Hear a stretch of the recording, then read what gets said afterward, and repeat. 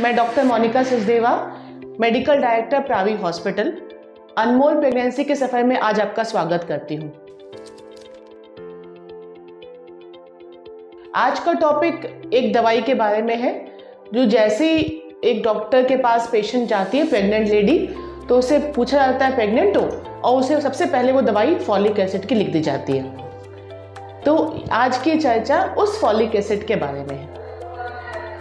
पुराने समय में जब महिला गर्भवती होती थी तो कोई दवाई, कोई सप्लीमेंट कुछ नहीं दिया जाता था, लेकिन जैसे जैसे मेडिकल एडवांसमेंट हुआ, हेल्थ फैसिलिटी इम्प्रूव हुई, हर मेडिसिन का, हर दवाई का सिग्निफिकेंस समझ में आया, तो हम डॉक्टर्स पेशेंट्स को या गर्भवती महिलाओं को फॉलिक एसिड की दवाई लिखते हैं।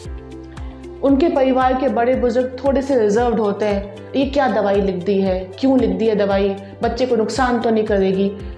बस आज का वीडियो इसी सिलसिले में है। फॉलिक एसिड एक छोटा सा वर्ड है, ये एक न्यूट्रिएंट है बी कॉम्प्लेक्स का, जो हमारे खाने में है।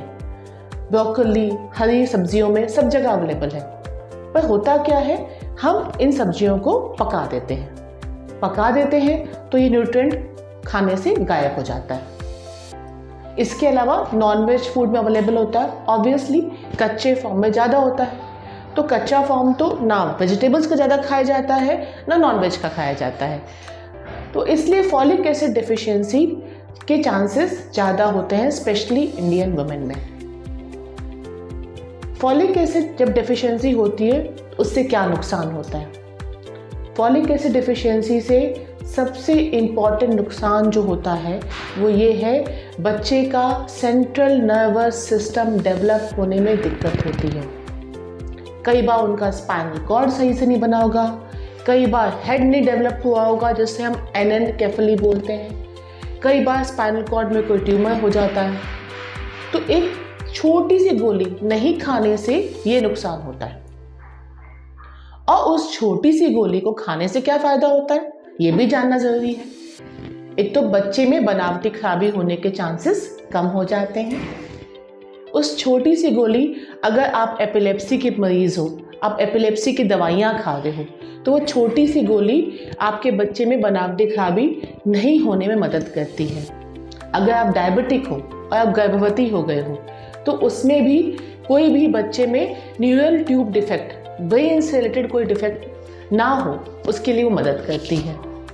और सबसे इम्पॉर्टेंट है, प्रेगनेंसी के दौरान ब्लड प्रेशर बढ़ना या बच्चे में कमज़ोरी आना, उसकी प्रिवेंशन में भी वो हेल्प करती है, जिसे हम बोलते हैं प्री एक्लेम्सिया।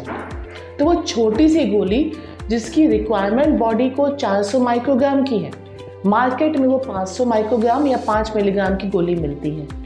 उसको छोटी सी गोली खाने से आप कितनी बड़ी मुसीबत से बच जाते हो।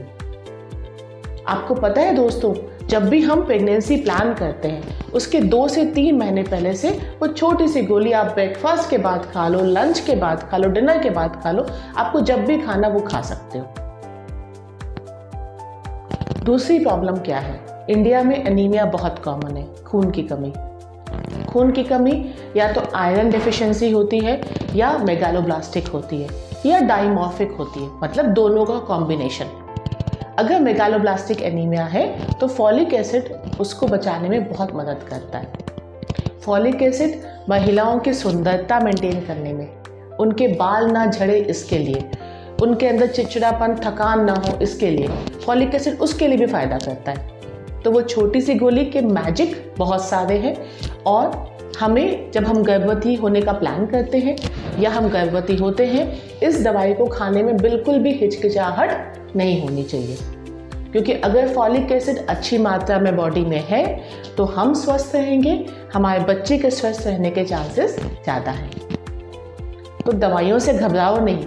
कोई भी गर्भवती महिला जब डॉक्टर के पास जाती है, डॉक्टर उसे वही दवाई प्रिस्क्राइब करते हैं जो उसके और उसके बच्चे के लिए बिल्कुल सेफ है।